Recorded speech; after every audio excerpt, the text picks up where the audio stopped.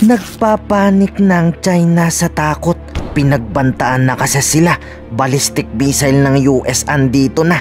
Uubusin daw sila. Ayon sa nakalap nating impormasyon, nakikiusap ang China sa Amerikang wag nang palalain pa ditong sitwasyon matapos iutos ang missile deployment dito ng Amerika. Parang may palulubugin ditong China. Ayon kay Chinese Foreign Ministry Mao Ning, pinasok na ng Amerikang bakuran nila sa West Philippine Sea. Uubusin daw ba barko nila? Nananawagan kay BBM ang China, tulungan daw sila.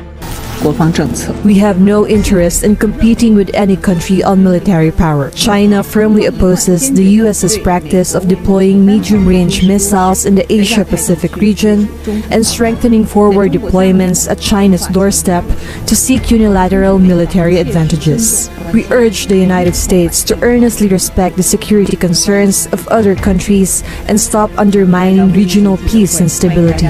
Ayon pa kay General Bronner, halatang takot na sa West Philippine Sea ang China kasi wala nang magawa na sila dito. Wala nga din silang ginawa ngayong pangaharang. Takot kasi sila sa missile ng Amerikano. Yung anti-submarine na warfare drill is actually just sensing kung may mga presence na mga underwater vessels. May mga sensors tayo.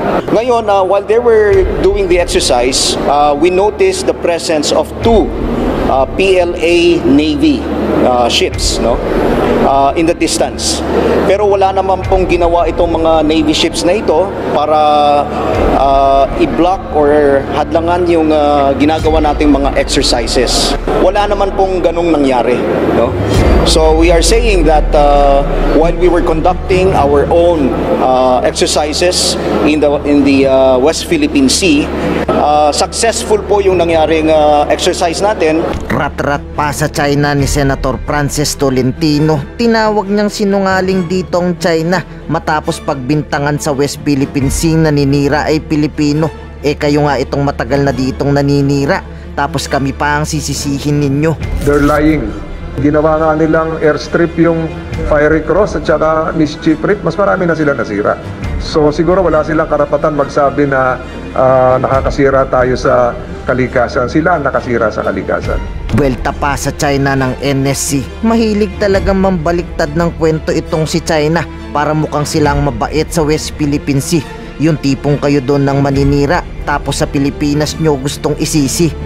Kung ang ginagawa po ng Pilipinas ay, crushing the corals or gumagawa ng artificial islands, pwede sigurong sabihin ng China na tayo ay nakakasira sa kalikasan. Pero wala po tayong ginagawang ganon. Pero ayon sa Pangulo, gagawin daw niya dito ang lahat. Wag lang makipaggera sa China ang mga Pilipino. Pero kung hahantong daw talaga doon ng lahat, di humanda ang China sa mga Pilipino. So we are trying everything. We still continue to talk at the ministerial level, at the sub-ministerial level, at the people-to-people level. Lahat ng maaari natin gawin, ginagawa natin para kausap ang Chinese leadership, ang Beijing, makausap sila na wag na natin masyadong papainitin pa.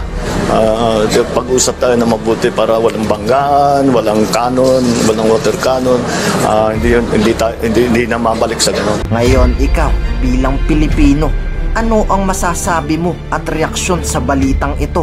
Mag-iwan ka ng komento sa ibaba at atin pong babasahin isa-isa.